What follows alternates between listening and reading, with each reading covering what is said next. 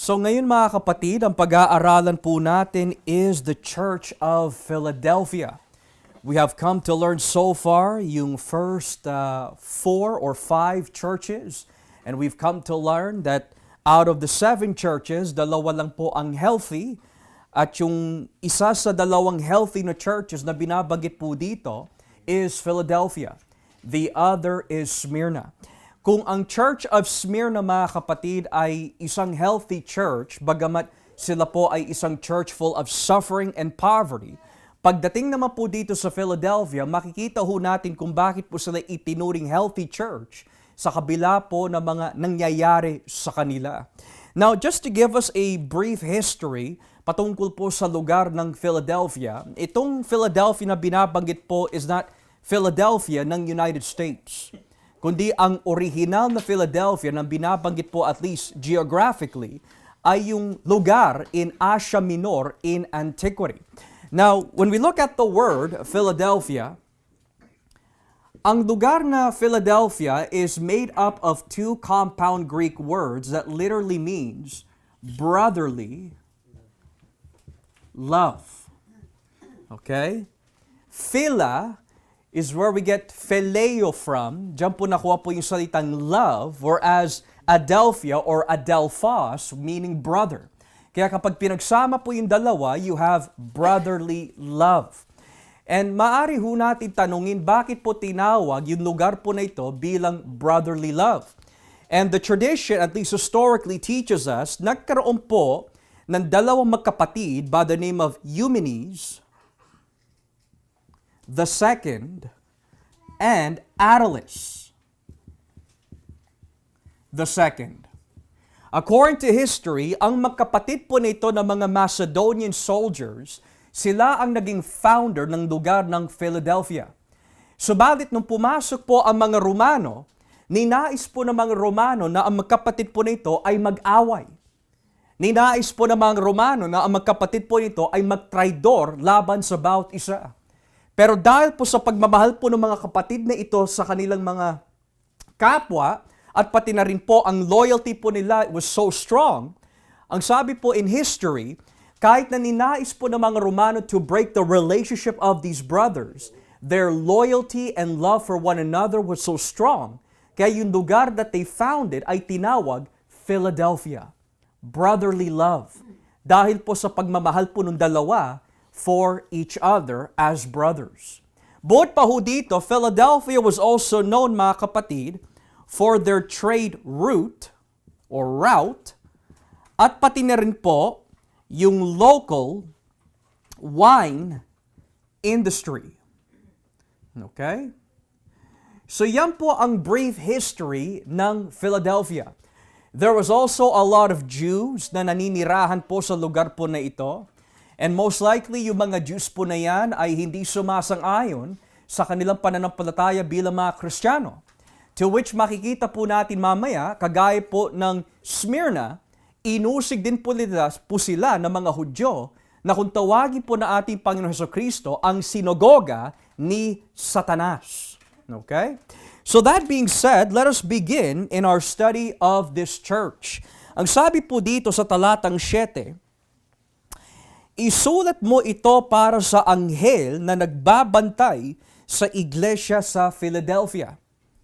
Ito ang mensahe ng banal at mapagkakatiwalaan na may hawak ng susi ng kaharian ni David. Kapag binuksan niya ang pinto, walang makapagsasara nito. At kapag isinara niya, walang sino man makapagbubukas nito. These are the words of Him who is holy and true. Now let's pause here for a moment. Yung identity po at deskripsyon ng ating Panginoong Hesukristo ay makikita po sa 2 klaseng titulo na binanggit ho dito. Unang-una, ang tawag po ni Kristo sa kanyang sarili, He is the Holy One. Ngayon, kapag binasa po natin ng Lumang Tipan, lalo na sa aklat ng Salmo, at ang aklat po ng Isaiah, punong-puno ang mga aklat na ito with the title for Yahweh as the Holy One. Si Yahweh ay madalas na tinatawag the Holy One of Israel, the Holy One of God.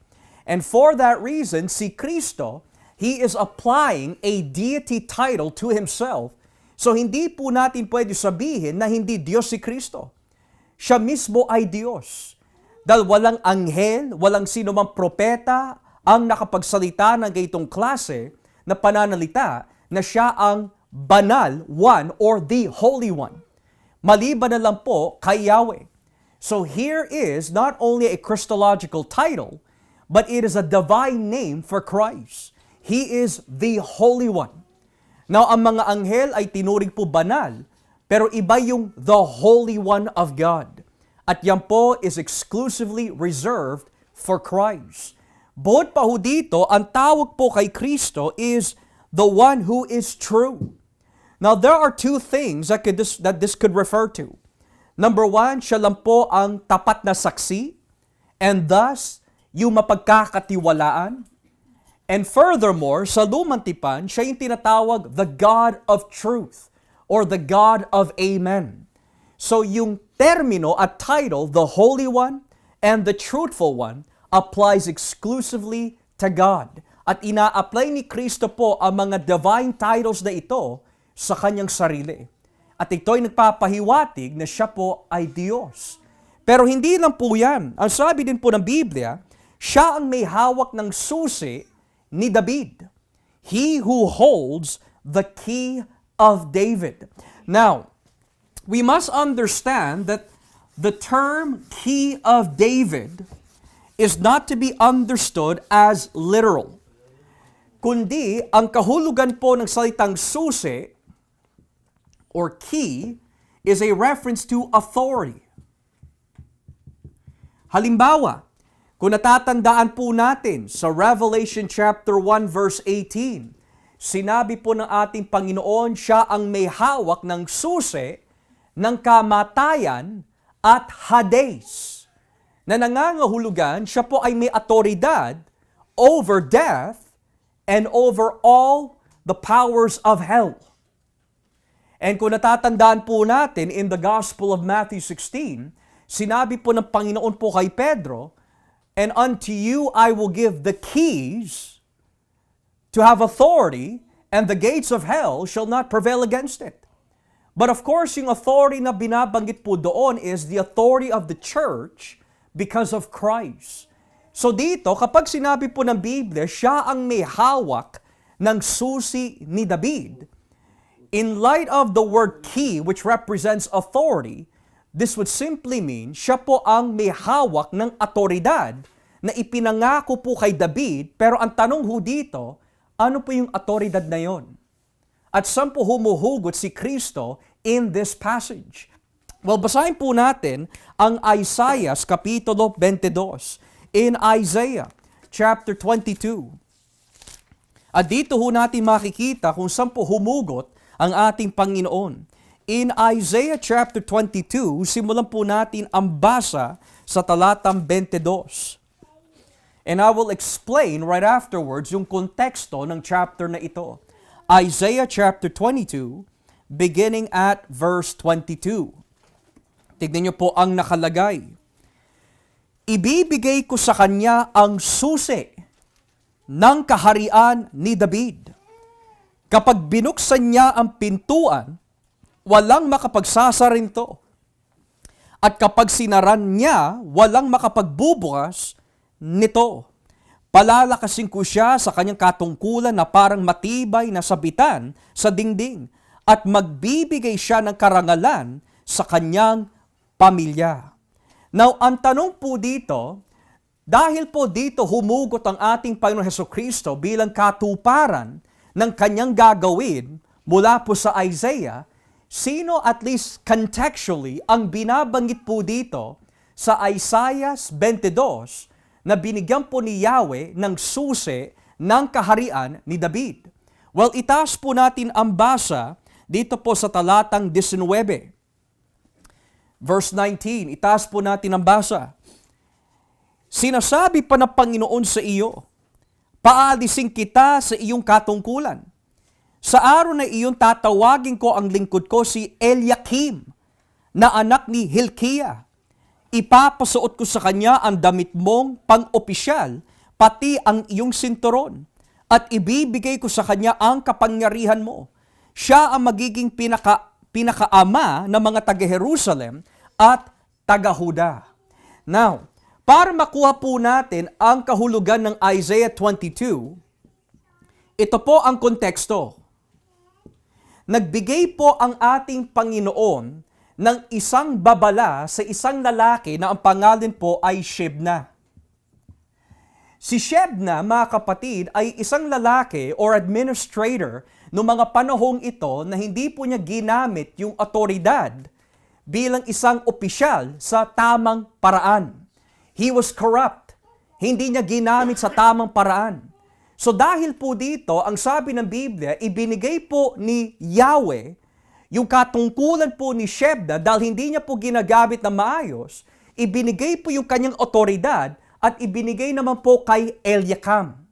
Ngayon, si Eliakim, it is fascinating. Si Eliakim, mga kapatid, kung titignan at pag-aaralan niyo ho ang kanyang ancestral lineage, at mababasa niyo po ang kanyang ancestral lineage dito po sa unang Kronikas 6, talatang 13, diyan niyo ho makikita that his ancestral lineage ay nagmula po from the tribe of Levi. He was a priest. So priestly lineage, yung ama at pinanggalingan po ni Eliakim.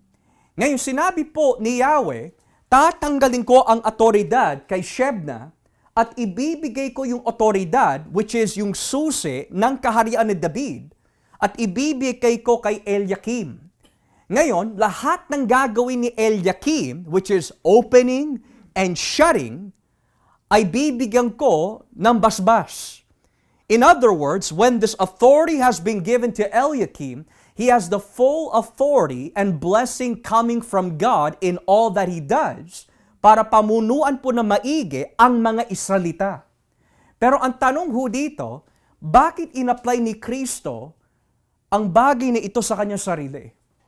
Because if Eliakim came from a priestly lineage, at yung otoridad na binigay sa kanya ay yung otoridad po ng isang hari, the true priest and king, mga kapatid, that would come from the Davidic lineage would be Christ Himself.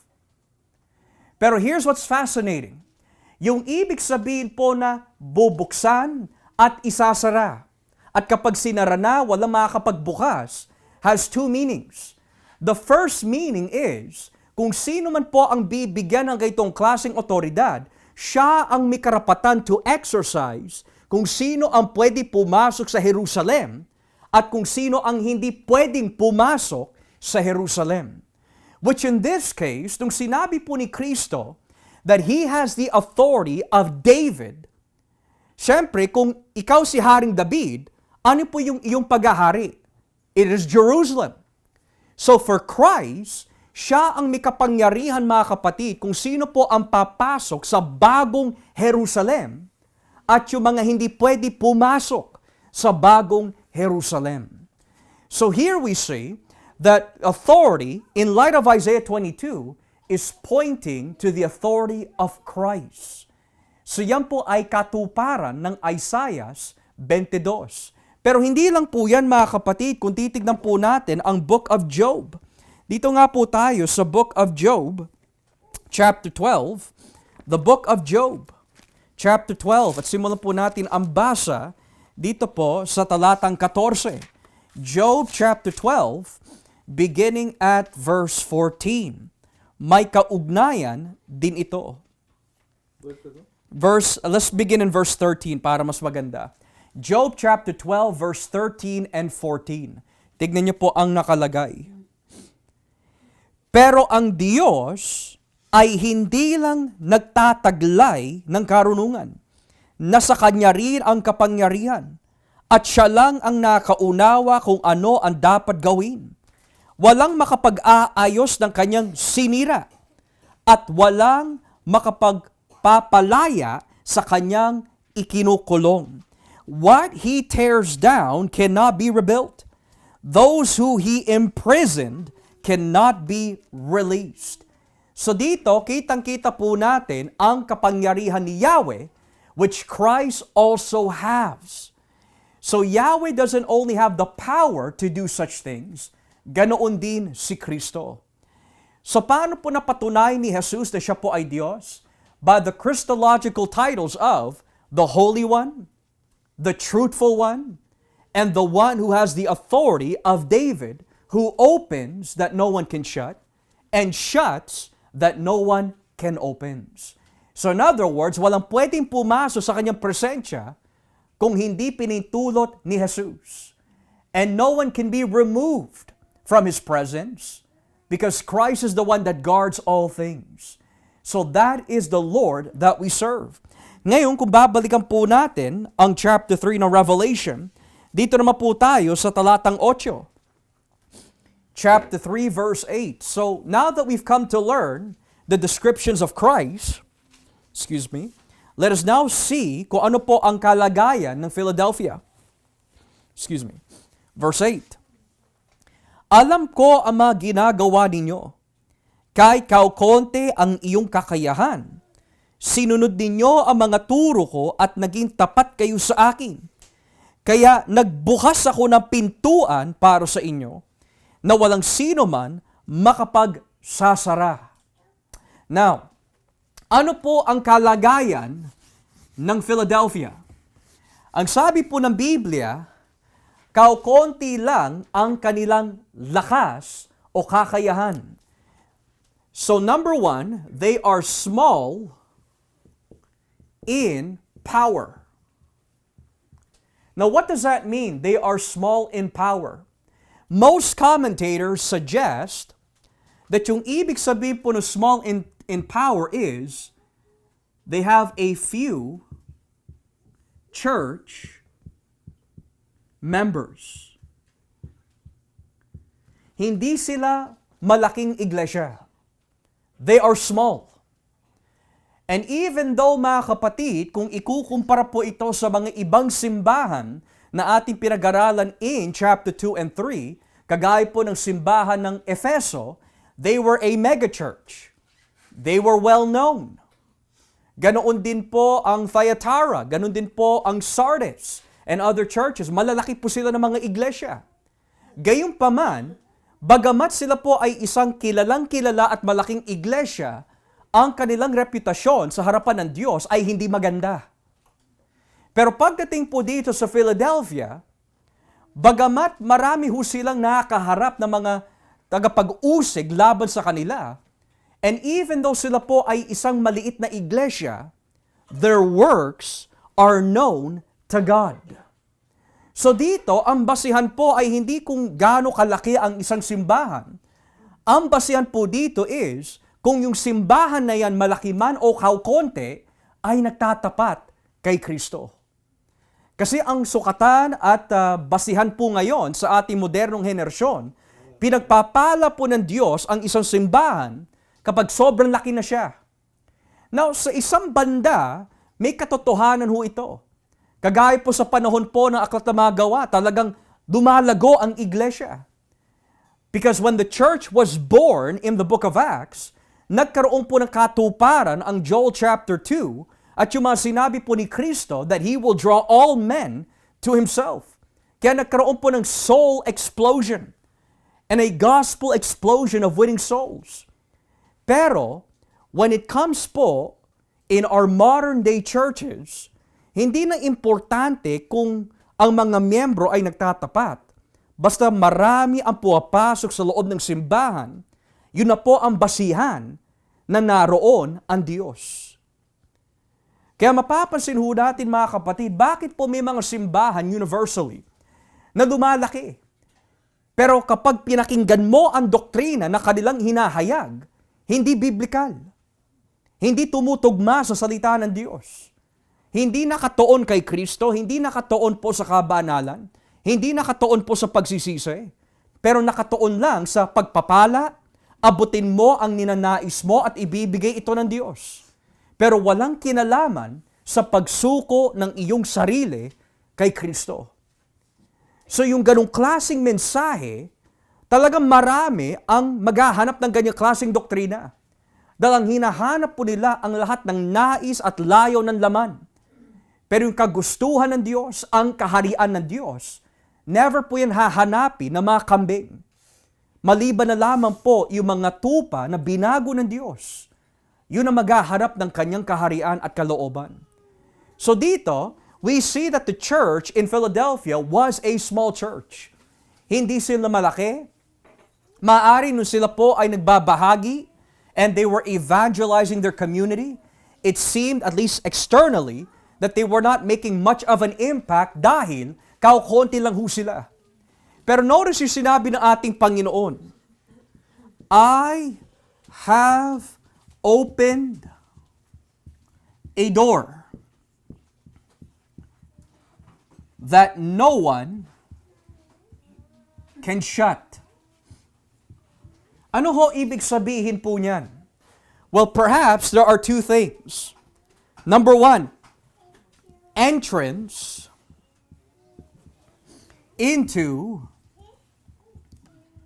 the new Jerusalem. And number two,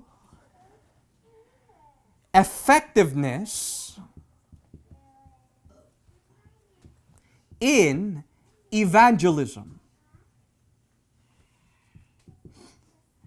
Now, napag-aralan ho natin kanina that ang ibig sabihin po ng susi ni David is another way of saying kingly governmental authority, at si Kristo po ang magdidesisyon sino ang papasok sa bagong Jerusalem at sino ang hindi papasok sa bagong Jerusalem. Pero bakit ho may mga iba na naniniwala that kapag sinabi po ni Kristo sa simbahang na ito, that He will open a door that no one will shut, bakit ang paniniwala po ng iba, ito'y tumutukoy sa evangelism? Basahin nga po natin ang Gawa Kapitulo 14, Acts chapter 14. At simulan po natin ang basa dito po sa talatang 26. In Acts 14, beginning at verse 26, hanggang 27, ito po ang nakalagay. Gawa 14:26 hanggang 27. Ito po ang nakalagay. Mula roon, bumiyahe sila pabalik sa Antioch na sakop ng Syria. Ito ang lugar ng kanilang pinanggalingan. At dito rin sila ipinanalangin ng mga mananampalataya na pagpalain ng Diyos ang kanilang gawain na ngayon ay natapos na nila. Nang dumating sina Pablo at Bernabe sa Antioch, tinipon nila ang mga mananampalataya at ikinuwento sa kanila ang lahat ng ginawa ng Diyos pamagitan nila at kung paanong binigyan ng Diyos ang mga hindi Hudyo ng pagkakataong sumampalataya. Nauulitin ko po ang Gawa 14:27, pero sa wikang English. On arriving there, they gathered the church together and reported all that God had done through them and how He had opened a door of faith to the Gentiles. So, sa wikang Tagalog, ibinigay na lamang po yung buod sa ASND, which is yung ibig sabihin po na nagbukas ang Panginoon ng pintuan, is another way of saying in this context, binigyan po ng Diyos ang mga hintil na pagkakataong sumampalataya nang marinig po nila ang Ebanghelyo. So dito, ang pangako po ng Diyos is that dahil po ang Philadelphia ay nagtatapat kay Kristo, at dahil po si Kristo ang tunay na hari, siya ang tunay na David na inaabangan po sa lumatipan, papasok po sila sa kanyang kaharian, which is the New Jerusalem, pero hindi lang ho yun. Bibigyan niya ang mga ito ng pagkakataon na maibahagi ang kanyang salita at ito po ay magiging epektibo. Yan po ang dapat ho natin pinapanalangin mga kapatid sa araw-araw, na magbukas ang Panginoon ng pintuan at pagkakataon na meron po tayo mga mabahagian na mga kaluluwa. That could be at your workplace, in your home, it could be at a relative's house, it could be at your friend's invitation for dinner, it could be anywhere mga kapatid. Kahit ba na may kumakatok po sa pintuan po ninyo at nag-aalok po ng internet service, pwede nyo po papasukin at ibahagi po ang ebanghelyo sa Kanya.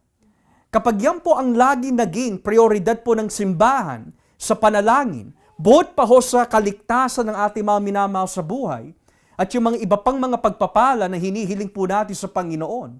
Pero kapag bilang iglesia, hiningi po natin, Panginoon, magbukas po kayo ng pintuan upang makapagbahagi ho ako sa mga kaluluwa na naliligaw, ibibigay po ng Panginoon po yun. Dahil kalooban niya ho yun eh. Di ba sabi po ni Kristo sa Mateo Kapitulo 9, ipanalangin po ninyo to the Lord of the harvest that He will send laborers into His harvest. At ang simbahan po ng Panginoon Jesucristo, kayo po yung mga manggagawa na binabanggit ho niya. Pero marami pa ho, mga kaluluwa na kailangan po anihin para po sa kanyang kaharian. So napakaganda ho nito mga kapatid. Hindi sila kalakihan. Pero nangako ang Diyos sa kanila, yes, maliit kayo na simbahan. Kaukonti lang ang kalakasan ninyo pagdating sa panlabas. Pero kapapasok kayo sa bagong Jerusalem.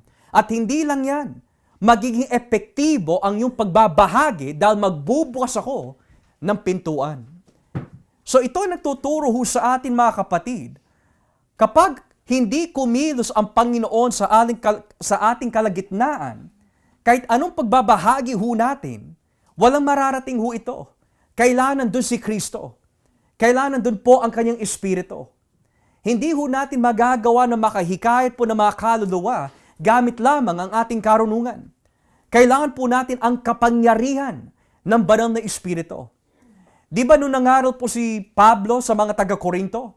Sabi niya, nung ako'y nangaral sa inyo, hindi ako gumamit ng mga kawili-wili na salita o mga matatamis na salita, kundi dumipende ako sa kapangyarihan ng banal na Espiritu upang ang pananampalataya nyo at pagtitiwala ay hindi matuon sa karunungan ng tao, kundi sa kapangyarihan ng Diyos.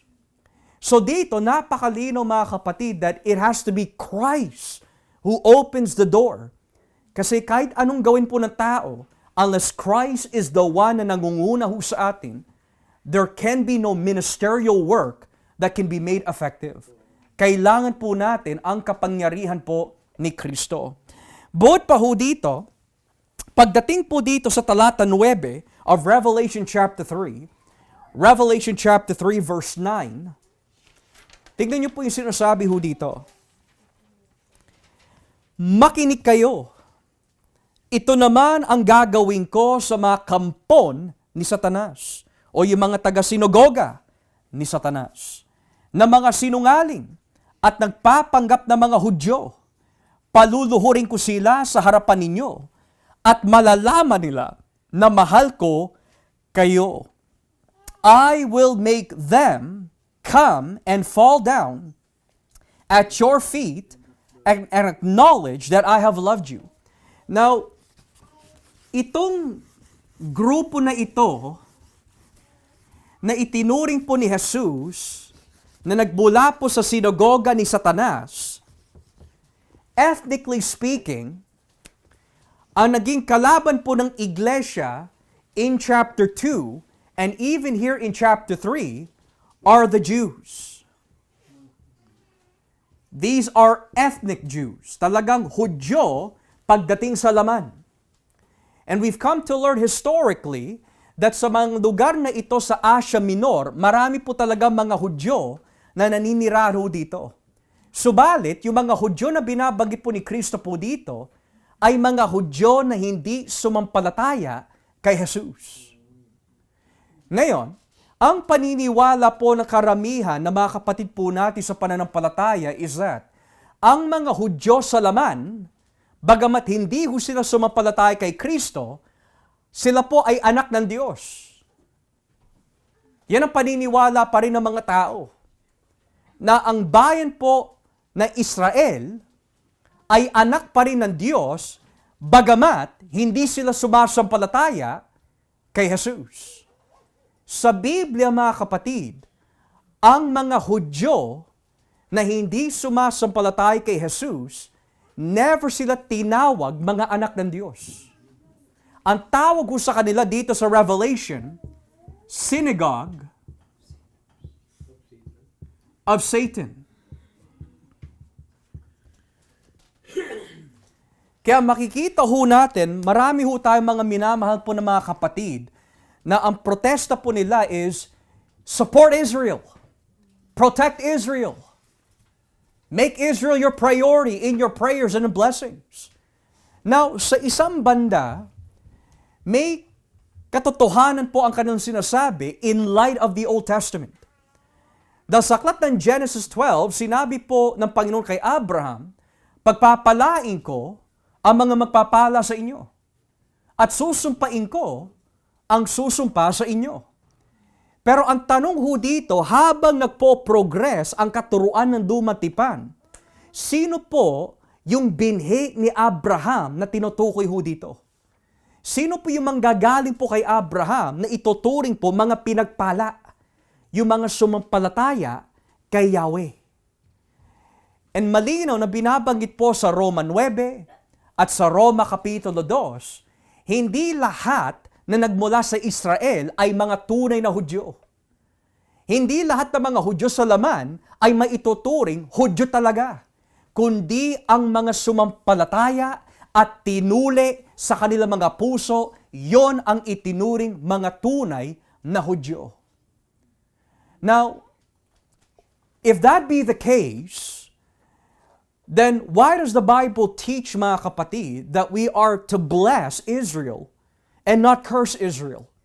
Again, in light of the narrative and revelation of the Bible, ang mga tunay na Hudyo at Israel na binabanggit po dito is not ethnic Israel, kundi ang simbahan ng Panginoon Hesukristo. Basahin po nga natin dito sa aklat ng Galatia 6 para may pruweba ho tayo that ang Israel na binabanggit po talaga ng Biblia ay walang iba kundi ang simbahan. Sa Galatia 6, talatang 16. Galatians chapter 6, talatang 16. Look what it says here in Tagalog, and I will read in English too para mas malinaw. Galatia 6, talatang 16.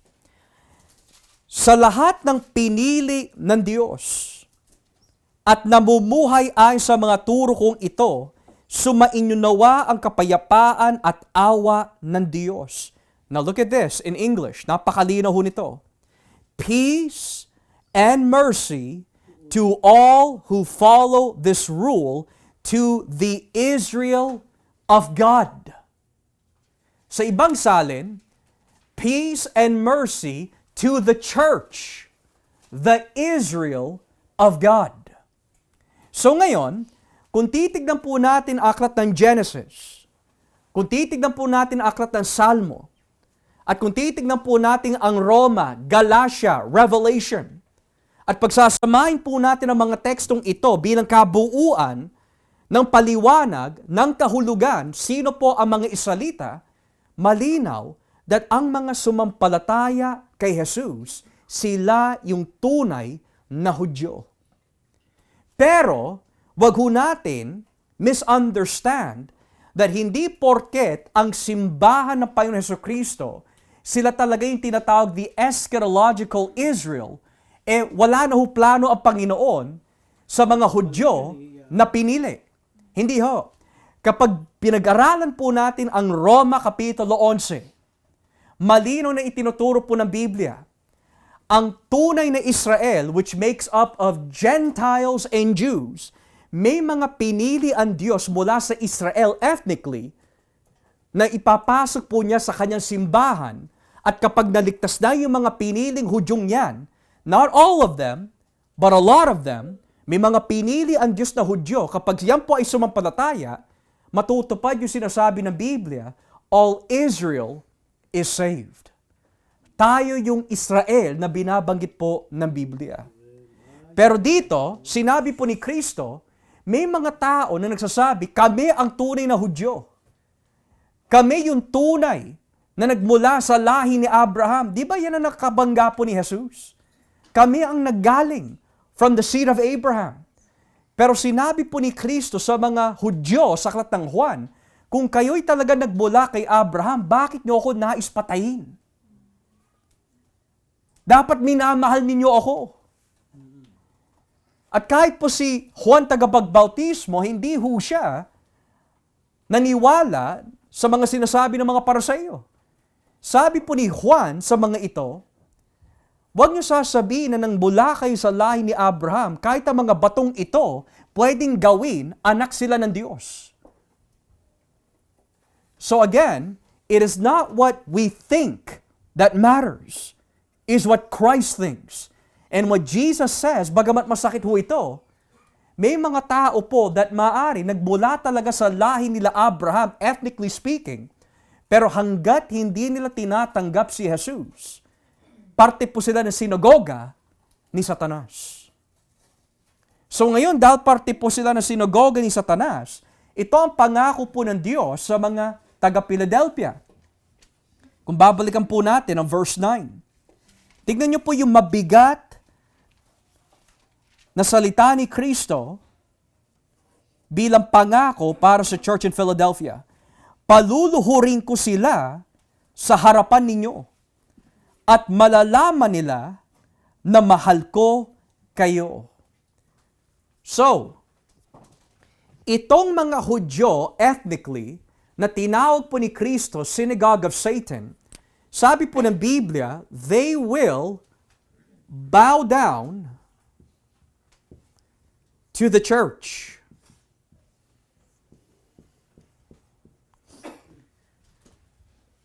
And the question might be, bakit yan ang gantimpala at pangako ni Kristo sa kanyang iglesia in Philadelphia bilang pagpapala sa kanila? Now, we must understand in Philadelphia, mas marami pa ho yung mga Hudyo kaysa sa mga Kristiyano at that period of time. They were small in quantity, so outnumbered po ang church. And yet, sabi po ni Kristo, there will be a time that yung mga Hudyong yan, which is from the synagogue of Satan, luluhod sila sa inyo. Now, this does not mean that yung pagluhod po nila is another way of saying, Diyos po nila ang iglesia.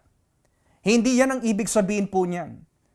The reason why ito ang sinabi po ni Kristo specifically, bow down, dahil meron po itong pinapahiwatig bilang katuparan sa aklat ng Isaiah.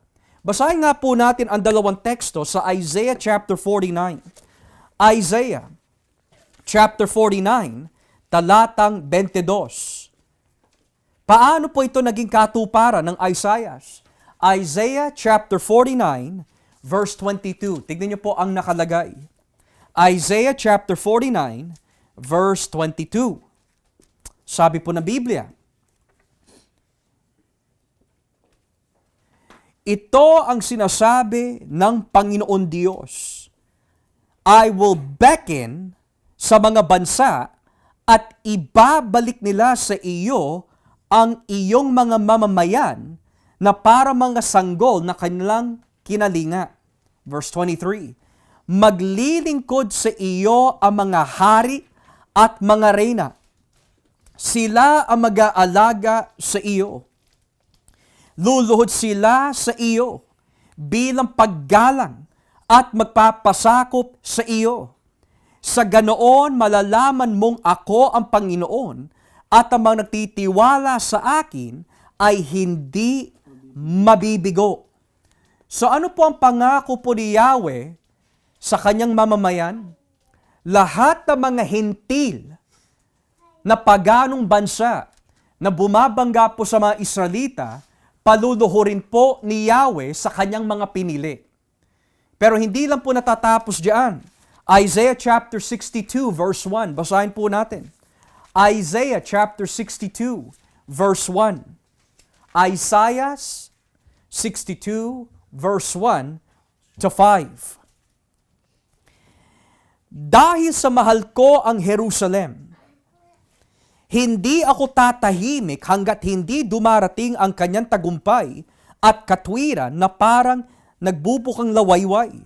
at hanggang sa mapasakan niya ang kanyang kaligtasan na parang nagniningas na sulo. O Jerusalem, makikita ng mga bansa at ng kanilang mga hari ang iyong tagumpay, katwiran, at ang iyong kapangyarihan. Bibigyan ka ng Panginoon ng bagong pangalan. Ikaw ay magiging parang korona maganda sa kamay ng Panginoon na iyong Diyos. Hindi ka na tatawaging itinakwil o pinabayaan. Ikaw ay tatawaging kaligayahan ng Diyos o ikinasal ng Diyos. Dahil nalulugod sa iyo ang Diyos at para bang ikaw ay ikakasal sa Kanya, siya na dumikha sa iyo ay magpapakasal sa iyo na parang isang binata na ikakasal sa isang berhen. At kung papaanong ang nobyo ay nagagalak sa kanyang nobya, ang iyong Diyos ay nagagalak din sa inyo. Jerusalem, naglagay ako ng mga tagapagbantay sa iyong mga pader. Hindi sila titigil araw-gabi sa pagbibigay ng babala sa mga mamamayan ko. Ngayon, dahil po itong salitang bow down ay katuparan po ng Isaiah 49 and Isaiah chapter 62, anong ibig sabihin po nito? Sa konteksto po ng Isaiah 49 at sa konteksto po ng Isaiah 62, ang luluhod sa mga Israelita ay yung mga hentil. Ngayon, bakit in-apply ni Kristo yung mga pangako dito sa kanyang simbahan? Dahil yung Isaiah 49 and 62 na tinutukoy po dito, yung kanyang mamamayan, ang tunay na mamamayan ng Diyos ay hindi yung bansa na Israel, kundi ang simbahan. And here is the irony. In this context, ang luluhod ay mga hentil. Pero sa konteksto ng Revelation 9, ang luluhod ay yung mga Hudyo sa mga hentil na Kristiyano. How does that fit? And it teaches us, it doesn't matter if you are an ethnic Jew, kung wala kang kaugnayan kay Jesus, wala kang pinakaiba sa mga hentil. At yung mga Hudyo, or rather yung mga hentil, bagamat sila'y pagano, pero sumampalataya kay Jesus, ang sabi po ng Biblia, sila yung itinuring Israel ng Diyos. So notice how the beauty of these passages harmonize. For the Jews, luluhod ang mga hentil sa amin. Hindi. Ang tunay na Hudyo ay yung simbahan. At kung wala kang kaugnayan kay Kristo, wala kang pinagkaiba sa mga pagano. So yung pagluhod po dito is not just yung pagluhod na kikilalanin po nila ang simbahan na may otoridad, kundi ang rason kung bakit paluluhurin ni Jesus ang mga ito ay dahil po dito. Balikan po natin ang Revelation 3, verse 9. Ano po ang rason kung bakit luluhod ang lahat ng kumakalaban sa simbahan? Bakit sila paluluhurin? Ano po ang nais ni Kristo ipakita ho dito? In verse 9, paluluhurin ko sila sa harapan ninyo. Bakit po? Malalaman nila na mahal ko kayo.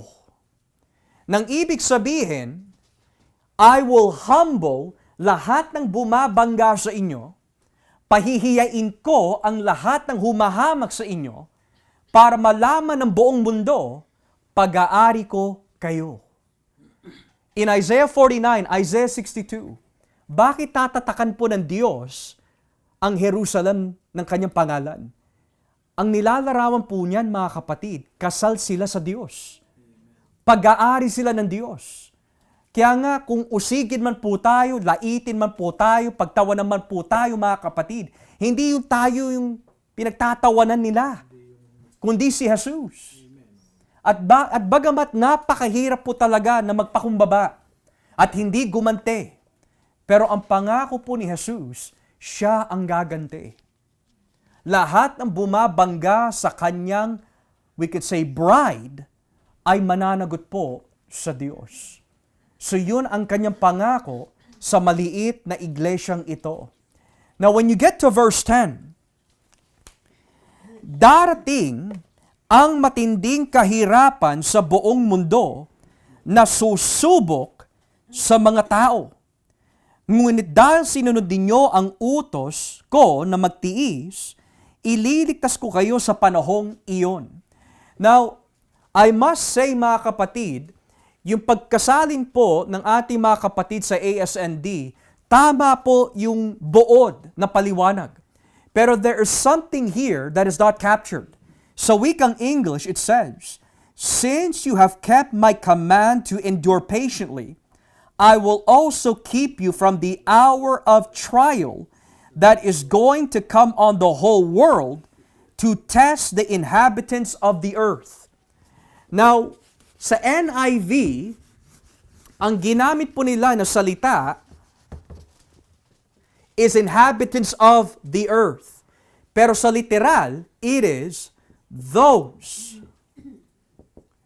who dwell on the earth. So ang pangako po ni Jesus nung una is, paluluhurin ko ang lahat ng bumabangga sa inyo dahil mahal ko kayo. At ang kanyang pangalawang pangako is, dahil kayo'y nanatiling tapat sa aking pangalan at hindi kayo tumiwalag sa pananampalataya, poprotektahan ko kayo sa oras ng subok or testing na mararanasan ng mga tao who dwell on the earth. Now, in the book of Revelation, when the phrase, "those who dwell on the earth," is used in Revelation, it simply means idolaters, Christ rejectors, worshipers of the beast. Kapag pinag-aralan po natin ang Revelation, it is very, very clear. You will see this in chapter 6, verse 10. You will see this in chapter 13, verse 8. You will see this in chapter 17, verse 2. Tuwing binabanggit po yung phrase, "those who dwell on the earth," this is a reference sa mga taong makamundo, at kaya po sila tinawag makamundo is because sumasamba po sila sa halimaw. Hindi nila tinatanggap si Jesus. So sa madaling salita, may matinding kaparusahan na magiging po experience ng mga sasamba sa halimaw. Ngayon, in Revelation, may mga iba-ibang klase mga parusa na ibibigay po ng Diyos sa mga sumasamba sa halimaw. Halimbawa, kung titignan po natin ang chapter 9, let's look at chapter 9 real quick. Talatang 1. Chapter 9, verse 1. Tignan po natin yung mga iba't ibang uri ng kaparusahan sa mga sumasamba sa halimaw. Chapter 9, verse 1. Sabi po ng Biblia, "Nang patunugin ng ikalimang anghel ang kanyang trumpeta, nakita ko ang isang bituin mula sa langit na nahulog sa lupa at ibinigay sa kanya ang susi sa pintuan ng kailaliman. At nang buksan niya ito, lumabas ang makapal na usok na parang galing sa malaking hurno. Kaya dumilim ang mundo dahil natakpan ng usok ang araw. At mula sa usok, naglabasan ng mga balang at kumalat sa lupa. Binigyan sila ng kapangyarihan manakit tulad ng alakdan. Ngunit pinagbawalan silang maminsala sa mga damo o anumang halaman at puno, kundi na mga tao lang na walang tatak ng Diyos sa kanilang noo. Pinagbawalan din silang patayin ang mga taong ito, kundi pahirapan lang sa loob ng 5 buwan. Ang hapdi ng kagat nila ay katulad ng kagat ng alakdan. Kaya sa loob ng 5 buwan, mas gugustuhin pa ng mga tao na mamatay, ngunit hindi ito mangyayari kahit gustuhin man nila." So dito, nagkaroon po ng matinding salot. But remember, the book of Revelation ay madalas humuhugot sa lumang tipan. Ngayon sa mga kasama po namin na nag-aaral po ng lumang tipan or the books of the Old Testament, aling aklat sa lumang tipan ay nakasentro sa salot na pinadala ng Diyos bilang parusa sa mga bumali sa kanyang kasunduan. The book of Joel. Dito humuhugot ang Revelation. At sinasabi po ng Revelation chapter 9, yung nangyari sa Joel, mas malala yung mangyayari sa mga sasamba sa halimaw. Ngayon mga kapatid, kung tayo man po ay makaranas ng matinding salot na binabanggit po dito, basta pinili ng Diyos, magsisisi. Pero yung mga namumuhay sa mundo, ano po ang naging impact ng salot na ito? Well, ipagpatuloy po natin ang basa sa talatang 20. Ibaba mo yung basa sa talatang 20. Naging epektibo ba sa kanila na magsisi? Verse 20. Ngunit, ang mga tao na natitirang buhay ay ayaw pa rin tumalikod sa mga Diyos-Diyos ang ginawa nila. Patuloy pa rin sila sa pagsamba sa masasamang espiritu at mga ribultong yari sa ginto, pilak, tanso, bato at kahoy. Ang mga ribultong ito ay hindi nakakakita, hindi nakakarinig, at hindi nakakalakad. Hindi rin sila nagsisi sa kanilang pagpatay, pangkukulam, sexual na imoralidad, at pagnanakaw. Well, no wonder why sinabi ng Biblia, those who dwell on the earth. Makamundo ang kanilang isipan, makamundo ang kanilang nais, makamundo ang kanilang katwiran, makamundo ang lahat ng bagay, ang buong nilang pagkatao ay makamundo. At habang hindi binubuksan ng Diyos sa kanilang puso, sabi ho dito, sinalot na ho sila, pero wala pa rin silang nais tumalikod sa pagsamba sa kanilang mga Diyos-Diyosan. Pero hindi pa ho natatapos. Chapter 16. Kung titignan mo ang chapter 16, hindi pa ho natatapos. And let's begin here mga kapatid sa talatang 8. Chapter 16, verse 8. Ibinuhos ng ika-4 na anghel ang laman ng kanyang sisidlan sa araw. At naging mainit ang sikat ng araw kaya napaso ang mga tao. Pero kahit na napaso ang mga tao, hindi pa rin sila nagsisi sa mga kasalanan nila. Hindi rin nila pinapurihan ang Diyos. Sa halip ay nilapastangan nila ang Diyos at nagpadala ng salot na iyon sa kanila. Ibinuhos ng ika-5 anghel ang laman ng kanyang sisidlan sa trono ng halimaw at nagdilim ang buong kaharian nito. Napakagatlabi ang mga tao dahil sa hirap na dinanas nila. Hindi pa rin nila pinagsisihan ang mga kasama nila. Sa halip ay nilapastangan nila ang Diyos ng kalangitan dahil sa mga sakit at sugat na tinitiis nila. So tignan niyo ho yun mga kapatid. Napakalino na itinuturo po ng Biblia. Those who dwell on the earth, kaya sila sumasamba sa halimaw. Buot pa ho dahil sa kanilang mga pangalan ay hindi na nakasulat sa listahan ng aklat ng buhay. Pero talagang likas po sa kanila na mahalin si Satanas. Likas sa kanila na hindi magsisi. Yan yung binabanggit po ni Kristo kanina. Matinding kaparusahan ang susubok sa mga taong namumuhay dito sa mundo. Pero ultimately, mga kapatid, ang pangako po ng ating Panginoon is, sa matinding kaparusahan na mararanasan ng mga tao sa mundo, poprotektahan ko kayo.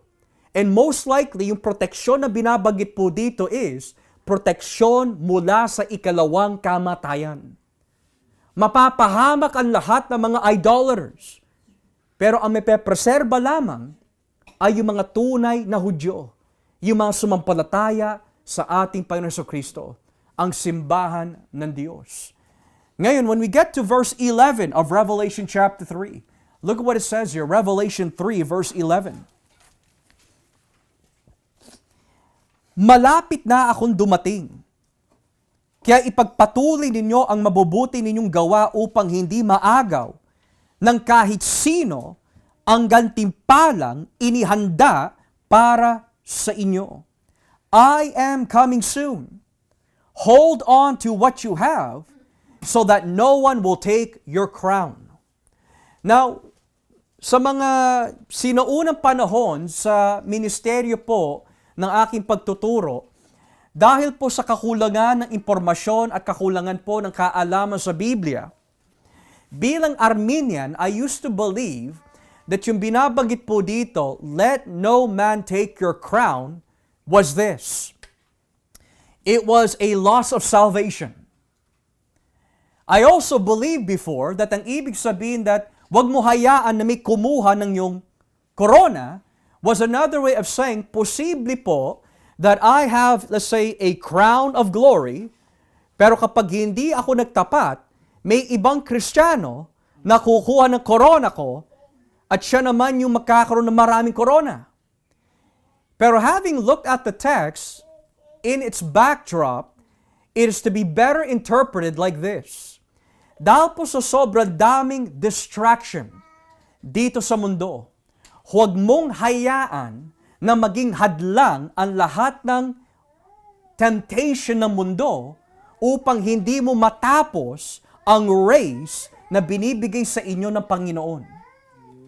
So yun ang ibig sabihin po nito mga kapatid, let no man take your crown. It means, yung nilalarawan po ng crown na ito is to spend all of eternity with God. Pero wag mong hayaan ang mga makamundong bagay, distractions, temptations, yung mga humahad lang ho sa atin, to be a hindrance na hindi po natin matapos ang ating katungkulan bilang mga Kristiyano. Pero ang kagandahan po nito mga kapatid, ang pangako po ng Biblia sa atin, siya na nagsimula na mabuting gawain sa atin, siya rin ang magtatapos hanggang sa pagbabalik ni Kristo. So bagamat nanghihina na ho tayo, and there are times na gusto mo na sumuko, ang pangako ng Diyos, you will finish the race, not by might, nor by power, but by my Spirit. Pero we also need to be careful. Huwag natin ilagay sa ating isipan, just because God is sovereign, hindi ko na kailangang magbantay. Hindi ho. Sa isang aspeto at anggulo, you have the sovereignty of God. But in another angle, there is human responsibility. Binuhay po tayo ng Diyos mula sa mga patay. At binigyan niya po tayo ng responsibilidad to walk in Christ. So kung ano man po ang nagiging hindrance sa iyong Christian walk, let no distraction stop you from finishing the race. Let no man take your crown. That being said, look at the blessing that awaits the overcomer. Chapter 12, or verse 12 pala. Chapter 3, verse 12. Tingnan niyo po yung napakagandang pangako ng Diyos para sa mga magtatagumpay. Verse 12. Ang magtatagumpay ay gagawin kong parang haligi sa bahay ng aking Diyos. At hindi na siya aalis doon. Isusulat ko sa Kanya ang pangalan ng aking Diyos at ang pangalan ng lungsod ng Diyos. Ang bagong Jerusalem na bababa mula sa langit. Isusulat ko rin sa Kanya ang aking bagong pangalan. Now, kung mapapansin po natin, verse 12 is loaded with genitives. Kapag sinabi po yung salitang genitives, ito po ay may pinanggagalingan. Someone has possession of this. At ano po yung mga possession na yan? In English, it says, the one who is victorious, I will make a pillar in the temple of who? My God. That's in the possessive. Never again will they leave it. Pangalawa, I will write on them the name of my God and the name of the city of my God, the New Jerusalem, which is coming down out of heaven from my God. And I will also write on them my new name. Now, let's look at this very carefully kasi napakaganda po nito mga kapatid. Sa magtatagumpay, may mga ilang pangako na binigay po dito ng ating Panginoon. Number 1, pillar in the temple of my God. Pillar in the temple of my God. Now, what does that mean, pillar in the temple of my God? It is another way of saying permanent place in the kingdom. Yan ang ibig sabihin po ng pillar, a permanent place in the kingdom.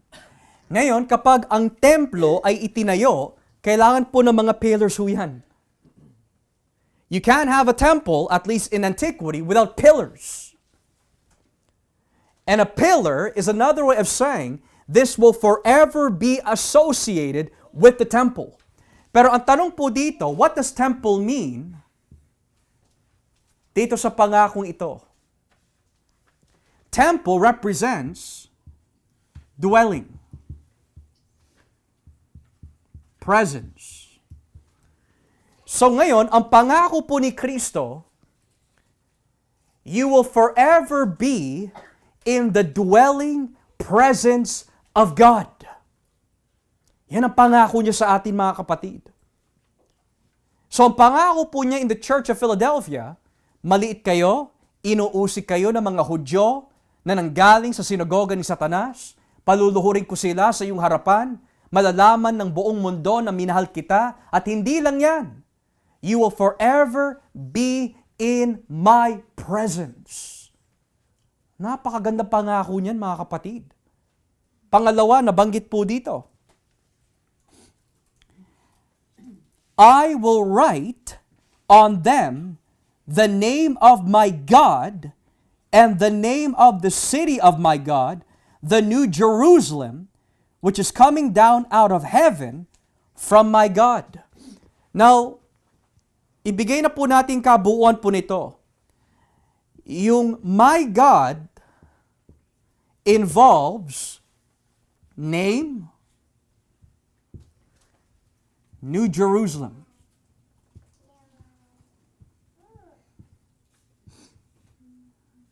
Now, this is key. The word new. Sa Lumang Tipan, lalo na kapag pinag-aralan po natin ang unang Samuel, unang Kronika, ikalawang Samuel, ikalawang Kronika, Zechariah, Haggai, kapag pinag-aralan po natin yung mga aklat na yan, ang Jerusalem is the dwelling place of God. Nung pinasukan po ni Haring David ang lugar ng Jebus, pinalitan po nila yung pangalan na Jebus at ginawa po nila Jerusalem. Ngayon, nangako po si Yahweh sa aklat ng Deuteronomio, maghahanap ako ng lugar kung saan ang aking presensya ay mananatili. At yan po ay Jerusalem. Pero ilang beses po, pinasukan ng mga paganong bansa ang Jerusalem at winasak. At hindi na bumalik ang presensya ng Diyos sa ikalawang templo na kanilang itinayo. Ngayon, whenever nababasa po natin sa Bagong Tipan yung salitang Bagong Jerusalem, we have to understand this not as a literal geographical location, kundi Jerusalem represents the dwelling place of God, kung saan siya mananatili. Pero dahil nakalagay new, this means the New Jerusalem is where will God spend His eternal presence in. It's two things. Sa bagong langit at bagong lupa, where the New Jerusalem will be, at mula po sa komento ng mga ilang eskolar, ito po ay nagpapahiwatig na ang bagong Jerusalem na binabanggit sa Revelation is the church. Tayo ang bagong Jerusalem ng Diyos. At bakit po nasabi nila yon? Basahin nga po natin ang Revelation chapter 21. Paano po naging bagong Jerusalem or new dwelling place ang church? Revelation 21, talatang 1. Revelation 21 verse 1. Tignan niyo ha. Pagkatapos nito, nakita ko ang bagong langit at ang bagong lupa. Naglaho na ang dating langit at lupa, pati na rin ang dagat. At nakita ko ang banal na lungsod, ang bagong Jerusalem, na bumababa mula sa langit galing sa Diyos. Ang lungsod na iyon ay tulad ng isang babaeng ikakasal. Handang-handa na at gayak na sa pagsalubong sa lalaking mapapangasawa niya. Narinig ko ang isang malakas na sigaw mula sa trono. Ngayon ang tahanan ng Diyos ay nasa piling na ng mga tao. Mananahan na siyang kasama nila. Sila'y magiging mga mamamayan niya at siya'y makakapiling na nila at magiging Diyos nila. Papahirin niya ang mga luha sa kanilang mga mata. Wala ng kamatayan, kalungkutan, iyakan o sakit sapagkat lumipas na ang dating kalagayan. Now here's the question. Pastor, paano po naging simbahan ng Panginoon Hesukristo ang bagong Jerusalem? Sabi ng Biblia, nanggaling siya mula sa langit at ito'y nagmula sa Diyos. So pababa pa lang siya. The picture is to be understood like this. Lahat ng mga kaluluwa na ibinigay ng Ama sa Anak is God the Father's gift and bride to His Son.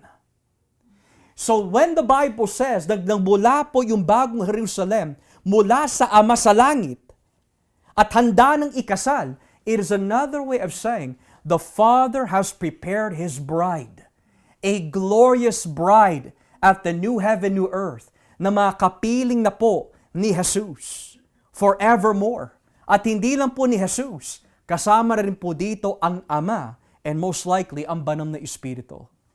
Kaya tignan niyo po yung connection nito. Kapag bumaba na ang bagong Jerusalem, ano po ang sabi ng Biblia? Ang sabi ng Biblia sa teksto na binasa natin, makakasama ko na sila. Sino yung sila? Yung bagong Jerusalem na ikakasal sa Diyos.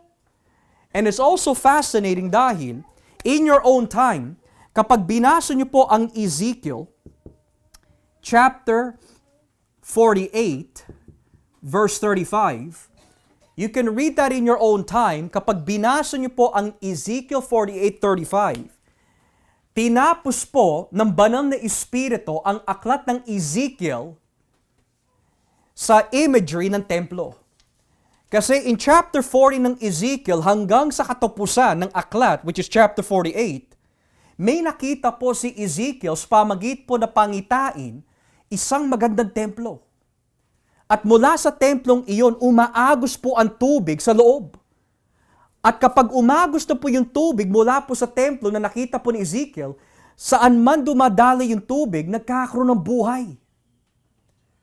Now that can be literal.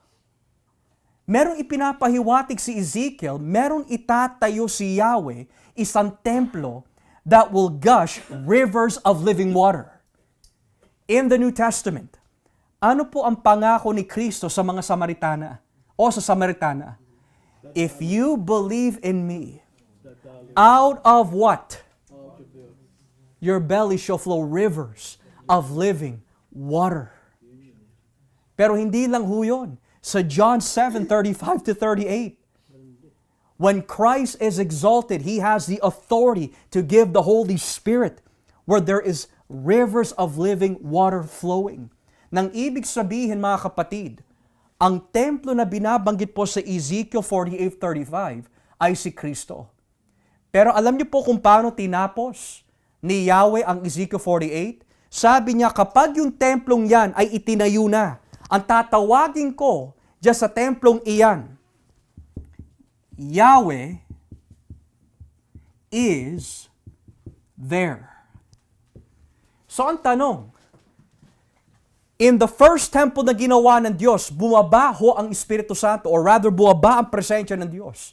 Pero nung winasak yung templo at itinayo po ito ng second time, wala tayong mababasa, bumaba po ang presensya ng Diyos. But when Jesus came as the temple, nung binautismohan siya sa tubig, ano ho nangyari? Bumaba ang Espiritu ng Diyos. Bilang pangako that whoever is from the lineage of David, who is the Messiah, my Spirit will be upon him. Well, what does that have to do with this? Anong ibig sabihin po nun? Isusulat ko ang pangalan ng aking Ama. Isusulat ko ang pangalan ng bagong Jerusalem. Itatatak ko sila ng aking panibagong pangalan. All that literally means, mga kapatid, pag-aari ko sila. Pag-aari ko sila. Pero ang tanong, bakit kailangan tatakan pa ng bagong Jerusalem? O yan ha, itatatak ko sa iyong noo, bagong Jerusalem. Sa iyong katawan, bagong Jerusalem. Because Jesus is not saying these are people going to enter into a physical temple. Kundi, ang mga ito ang papasok into my eternal presence. Pag-aari ko sila. Now here's another difficult question. Ang pangako po din ni Kristo, bibigyan ko sila ng panibagong, itatatak ko sa kanila ang aking bagong pangalan. Now this can mean two things. Literally, magkakaroon po ng panibagong pangalan si Jesus, or secondly, it could mean His name will be brand new, but it's only exclusive sa mga papasok sa kanyang presensya. And why does Jesus have to have a new name? Well, this is only my understanding. I could be wrong. But perhaps the reason why Jesus will bring them a new name, will give them His new name, is because may binabanggit po sa 10 utos, thou shalt not take the name of the Lord in vain. Ilang beses na po binaboy ang pangalan ng ating Panginoon. And it might be possible that kapag inalis na po ni Kristo ang lahat ng kasamaan dito sa mundo, that new name of His will no longer be tarnished. Hindi na bababuyin, hindi na lalaitin, hindi na gagawin biro. Pero ang makaalam lamang ng kanyang pangalan as a sign of invitation and possession ay yung mga tinatakan ng bagong pangalan ni Jesus. And right before we come to a close, mga kapatid, sabi ho din po dito, in verse 13, kayong nakikinig, pag-isipan ninyong mabuti ang sinasabi ng banal na Espiritu sa mga iglesia. Now, ang aral po na binibigay sa atin ng Panginoon nitong gabi, mga kapatid, is this. Hindi tinitignan po ng Diyos ang kalakihan po ng isang iglesia. Ang tinitignan po niya ay katapatan. Kaya, bagamat ninanais ho natin na ang iglesia po ay lalong dumaki at lumago, at napakaganda pong panalangin ho yan. Pero ang pinaka-importante po talaga, mga kapatid, is that ang bawat miyembro ng kanyang kinatawan ay madatnan po ng ating Panginoon na nagtatapat po sa Kanya. At ang pangako po ng Panginoon sa atin, kagaya ng pangako po niya sa Philadelphia, kung tayo po ay mananatiling tapat mula sa Kanyang biyaya, makakapasok po tayo sa Kanyang presensya, magpakailanman. Yan ang pangako po ng Diyos. Makapiling po natin siya, mga kapatid. Malapit na po dumating ang Panginoon. Hindi po natin alam kung kailan po siya darating. Hindi po natin alam kung ano po oras, o buwan, o taon. Pero babalik at babalik po siya. Kaya napakaganda po ng binabanggit po ng Biblia po dito. And right before we come to a close, right before I forget, when the Bible says tatatakan po ng Diyos ang mga ito with His name, you will find this in chapter 14, verse 1 and 2 of Revelation. And in Revelation chapter 14, verse 1 and 2, I think it is worth to read this kasi napakaganda po nito. Revelation 14, verses 1 to 2, napakaganda ho. Pagkatapos, nakita ko ang tupa na nakatayo sa bundok ng Zion. Kasama niya ang 144,000 na tao. Nakasulat sa noo nila ang pangalan ng tupa at ng kanyang ama. And then lastly, in chapter 22 verse 4, chapter 22 verse 4, tignan niyo ha, makikita nila ang kanyang mukha at isusulat sa mga noo nila ang kanyang pangalan. Wala ng gabi roon, kaya hindi na kailangan ng mga ilawan o ang mga liwanag ng araw. Dahil ang Panginoon Diyos ang magiging ilaw nila at maghahari sila magpakailanman. Napakaganda po ng pangako ng ating Panginoon. Mga kapiling, mga kasama na ho natin siya pagdating po sa kanyang pagbabalik. Tayo po ba mga kapatid, sabik na sabik po ba kayo na makasama ang Panginoon? Ako'y nananabik na ho na makasama ang Panginoon. And I pray that you too will desire that. Biro mo, tawagin ka, His own. You are the Father's, you are the Son. You are God's own property. The assurance and joy on that day is undescribable. Kaya my prayer this evening, mga kapatid, is that be strong, be courageous. Do not allow the temptation and distractions of this world to get to you. Looking unto Jesus, who is the author and perfecter of our faith. He will come again. He will return for His own. Kaya nawa po sa ating pag-aaral on the 6th church of the book of Revelation, ito po ay nakapagbigay na kalakasan ho sa atin. At nais ko po na mabigyan po kayo ng pagkakataon to ask your questions this evening. Meron po ba tayong mga katanungan nitong gabi sa ating tinalakay? Or maari meron po tayong mga ibang katanungan na hindi angkop sa ating pinag-aaralan? Does anyone have any questions this evening? Brother June? Sa verse 10, Pastor, sila ba yun sa binabanggit ni Ruth na itapon sila kasama yung mga nangangalit ng mga ipit? Sa Revelation, Yung verse 3:10, yung binanggit yung mga idolater. yes, so bali lahat ng parurusahan na hindi nagpapasakop kay Kristo, siya yung tinatawag na dwell on the earth. Yung mga gnashing teeth, yun yung Gnashing teeth? Yes po, yun ang magiging eternal abode po nila. sila yung mga yung binabanggit niya. Opo, kasi yung binabanggit po dyan, yung those who dwell on the earth, bago pa man likhain po ang mundo, hindi na nakasulat ang kanilang pangalan eh. So that would most likely indicate sila yon. Yeah. Okay? Very good.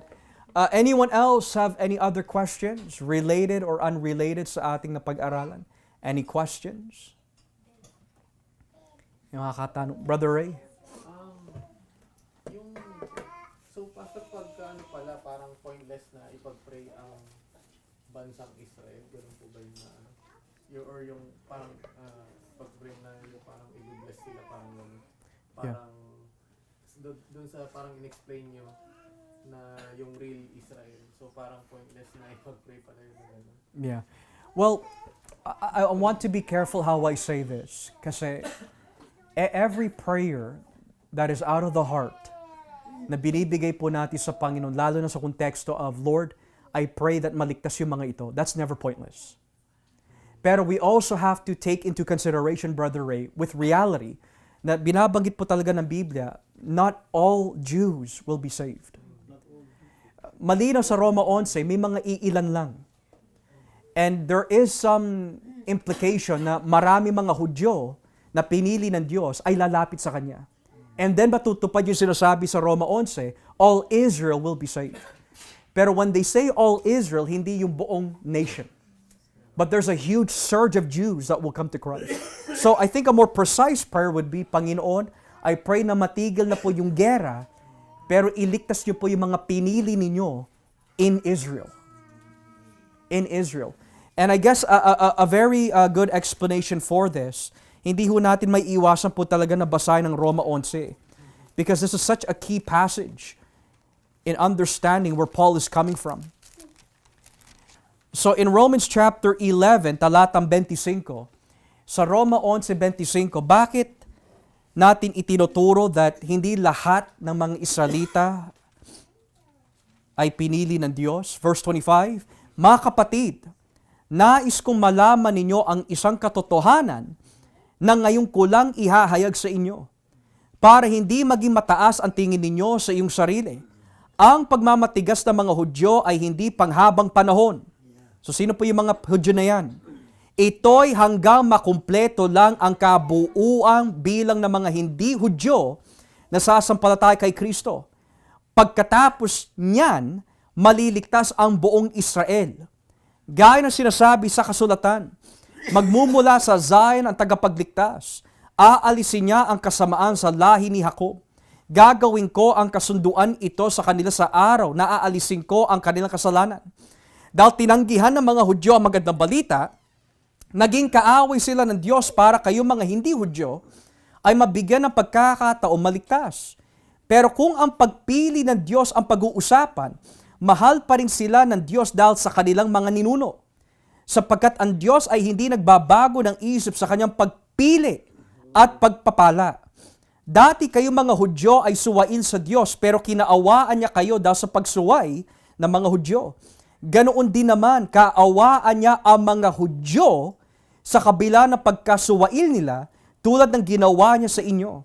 Sapagkat hinayaan ng Diyos na ang lahat ng tao ay maging alipin ng kasalanan para maipakita sa kanila ang kanyang awa. So may mga pinili po ang Diyos, Brother Ray, within the nation of Israel na ilalapit po niya sa kanya sarili. And then kapag yung mga pinili Hudyo na yon ay lumapit na sa kanya, sila yung ituturing buong Israel. All the chosen Jews. So, karagdagan din po, how come we say that not all Jews are elect of God? Chapter 9. Chapter 9. Beginning at verse 6. Chapter 9, verse 6. Hindi ito nangangahulugan na hindi natupad ang mga pangako ng Diyos dahil hindi sila sumampalataya.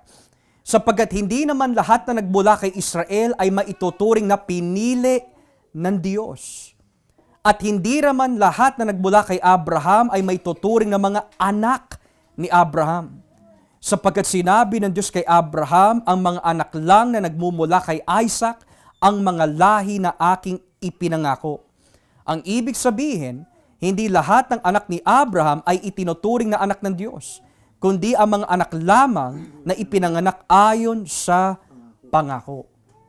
So that is very, very clear. So keep praying what you're praying, Brother Ray, because I believe that when we pray for the salvation of God's elect people in Israel, matutupad po yun. Matutupad. Okay? Yes. Sorry na late ako, pero yung binabanggit ko na nagpapanggap ng mga Hudyo, are we talking about nagpapanggap ng mga tunay na Hudyo, spiritual na Hudyo, or actual ethnic na mga Hudyo yung tinutukoy? Both. Both. They were ethnic Jews that were claiming to be the true seed of God. Pero hinahamak nila yung mga Kristiyano. They were rejecting Christ. So sabi ni Kristo, these people call themselves Jews, but they're not because they're of the synagogue of Satan. So we were teaching kanina that the true Israel of God is the church. Pero gusto ko rin mailinaw, it doesn't mean that the church has replaced Israel, but that the church is the eschatological Israel.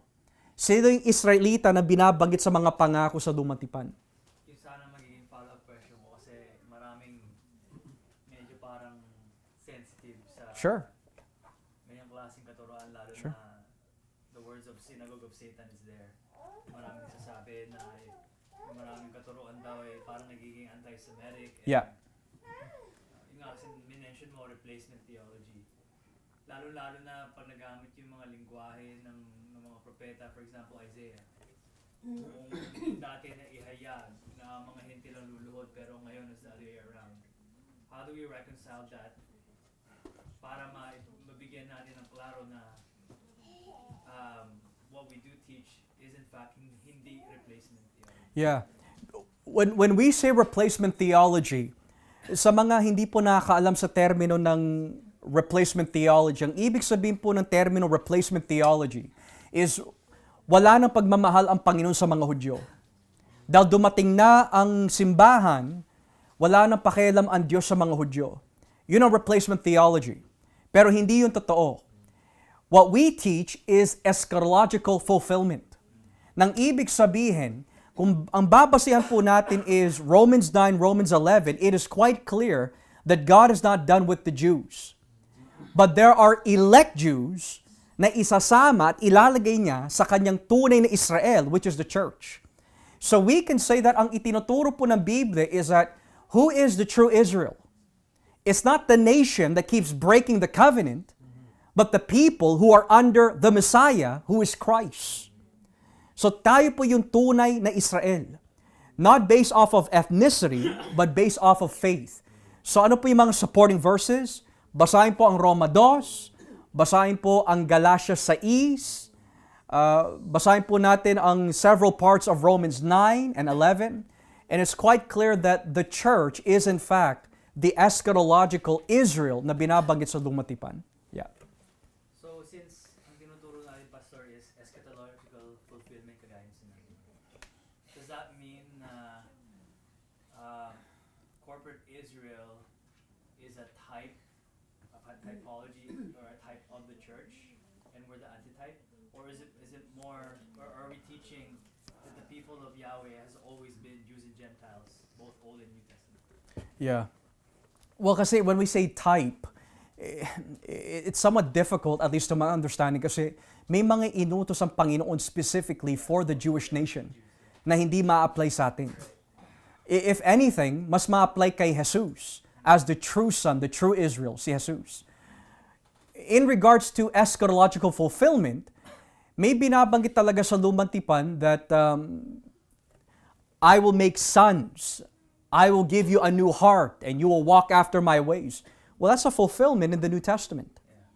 So kaya natin sinasabi, tinuturo that the church is the eschatological Israel dahil base sa mga ipinangako ng Diyos sa Ezekiel 36, Jeremiah 31, that is a clear reference to the church of the New Testament. Natanong ko lang kasi tinatawag din silang Assembly of God or Ecclesia of Sure. sa Old Yeah, Testament. they were. I was just paralleling. Yeah.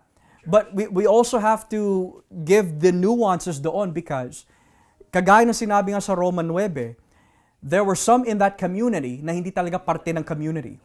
So we have to look at yung mga halimbawa doon that maaari nagiging type or parallel. So kung sa Lumang Tipan, hindi lahat nakasama dun sa community ay parte ng community, ganoon din sa Bagong Tipan in 1 John 2. If they were really with us, they would have continued with us. But tumiwalag sila. So in that sense, there's some parallelism there. Yeah. Okay? So, Pastor, dun sa chapter 11 and verse 26, nung sinabi, and so all Israel will be saved, it's only referring to the true Israel. Absolutely. Hindi na, Yeah. And we have to think about the word all Israel. By all Israel, all the elect of God who are Jewish. Kasi it's quite clear, hindi natin maikakila that Romans 11, ang pinakamensahe ng Roma 11 is, kayo mga hintil na niligtas ng Diyos, huwag niyong ipagmamalaki na kayo ang pinili lang ng Diyos. Meron mga Hudyo na pinili din ng Diyos. At dahil sa pagsuway ng mga piniling Hudyong ito, which are God's elect, temporarily, matigas ang kanilang puso, pero bubuksan ng Panginoon. At once nang binuksan ng Panginoon yung mga piniling Hudyo, then all Israel will be saved. Okay? So bago po dumating ang Roma 11, we have to carefully read Romans 9. And I would even argue, begin in Romans 2. Kasi sa Roma 2, doon in-establish ni Pablo who are the true Jews. Pagdating sa Roma 8, who are these people that God predestined? Right? So, when you get to Romans 9, all the way through to chapter 11, we see who is the eschatological Israel. Okay? Brother June? Pwede natin gamitin argument sa mga yung nagtatanong dyan about Jew. Hindi naman anti-Semitism. Kasi Sure. ang sinasabi, di ba, Pastor, nabasa ko lang, okay? The true is, kasi pag sinabi yung circumcision, Jew, agad eh. Pero ang sinasabi na, the true circumcision Of the heart. Yes, Yan yes. ang tunay na Jew. Yes. Di ba? Sa Roma, di ba? Apa. Yun ang argument na ni Pablo, di ba? So, ang Yeah. tunay na Hudyo ay yung tuli sa puso. Apa, yes. Hindi tuli sa laman. Yes. And I think that if we go back to the Old Testament, kapag binabanggit po ng Biblia, I will bless those who bless you and I will curse those who curse you. Every single time na pinagpala ng Diyos ang Israel sa lumang tipan, it is always in the context sa pagpreserba ng kanyang mga pinili. Di ba, nung nahati po ang kaharian ni Solomon, di ba nahati po yan sa dalawang kaharian? Well, we see that ang Northern Kingdom hindi napreserba na maayos. Kundi yung pinili lang po ng Panginoon, which is the Judean Kingdom, the Southern Kingdom. And when you follow the storyline of Israel, most of the time, whenever God is preserving, it's always in the context of remnant. Always remnant. So, in that sense, natupad talaga yung sinasabi ng Biblia, pagpapalain ko.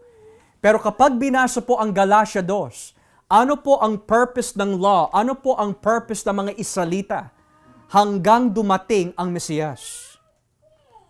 So, ginamit po sila ng Panginoon to preserve the Messiah.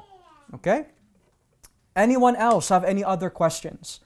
Related or unrelated sa ating mga napag-aralan? May mga ibang katanungan po ba? Okay. Nay, may tanong ho kayo? Meron ho kayo, Nay? Simple lang, Pastor. Kaya ba hindi pa dumarating ang Panginoon? Dahil hinihintay niya mga pinili niyang Hudyo na hindi pa nagsisisi. I would say po, Hudyo at Hentil, Nay. Di ba nabasa ho natin kanina, Nay, sa Roma 11? Hanggat hindi dumarating yung bilang ng mga hindi Hudyo na sumampalataya, so, you connect that with 2 Peter 3, He's not desiring that any should perish. So yung mga pinili ho yun, kapag hindi pa ho nagsisisi yung mga pinili ng Diyos, hindi pa ho siya babalik. Pero that could come at any time. Kasi hindi ho natin alam kung sino yung mga pinili ng Diyos eh. Maaring kapitbahay natin, mga anak natin, mga minamahal po natin sa buhay. So sabihin po natin ay bilang halimbawa, kung kayo po ang huling pinili ng Diyos, at hindi ho kayo mananampalataya. Pero nung marinig po ninyong ebanghelyo, sumampalataya po kayo at this very moment, at kayo yung huling pinili, babalik na si Jesus. Kasi paparusahan na po niya ang lahat ng bumabangga sa kanyang kalooban. So in His time, kailangan matupad po yung pinaplano niya that maligtas po lahat ng mga pinili. Okay? Anyone else have any other questions right before we come to a close? Any last questions? Okay. Bro, hopefully I answered your question kanina. Mamaya na lang yung pahabol ko kasi medyo parang mahaba. Sige. Mama Tess, may tanong po ba kayo? Wala ho. Sige ho. Okay, well, if everything's been clear, let us thank the Lord for this evening, and that may the Church of Philadelphia be a reminder to be faithful to Christ, even though we are small in strength. Let's give our God a doxology this evening.